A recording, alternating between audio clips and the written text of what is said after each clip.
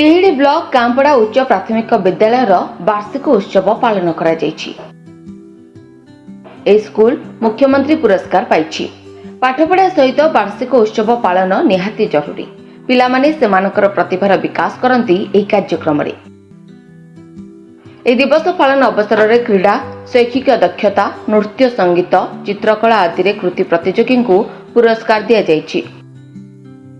आयोजित उत्सव में तिहिडी बीआरसीसी दामोदर जेना, स्थानीय सरपंच कुंतला मलिक, एबीओ रत्नाकर साहू, प्रधान शिक्षक संजय मलिक, रमाकांत दास समेत शिक्षक शिक्षयित्री, सीआरसीसी समेत परिचालना कमिटीर सभ्य सभ्या उपस्थित थिले।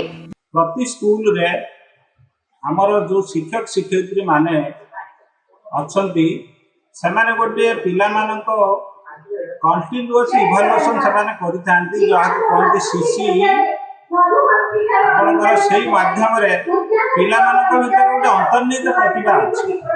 सेही अंतर्निहित प्रतिभा को चिन्हट करबा पई गोटे विद्यालय प्रत्येक समय प्रत्येक इवेंट मान करिथांती।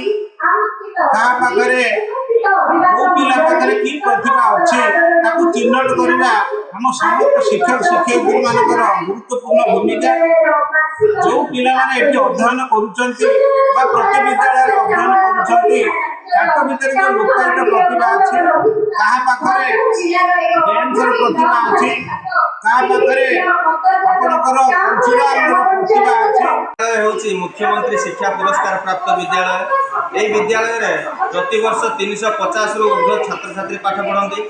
आमे समस्त शिक्षक शिक्षयित्री आमर प्रधान शिक्षक एवं विद्यालय परिचालना कमिटीर समस्त सभ्य सभ्या सभापति ग्रामवासी वृंद सबु बेले चेष्टित रुहंती जे आम विद्यालय को किपरि सबु स्तर रे आगो को आगे नेबे।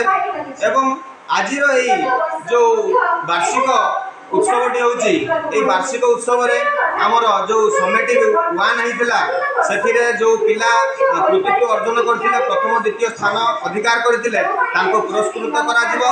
एवं वार्षिक क्रीड़ा जो होतिला सेथिरे जो माने हमर जो स्थान सब अधिकार करचंती प्रथम द्वितीय तृतीय तांको मध्य पुरस्कृत करा जिवो। छात्र छात्री द्वारा सांस्कृतिक कार्यक्रम करा जायछि।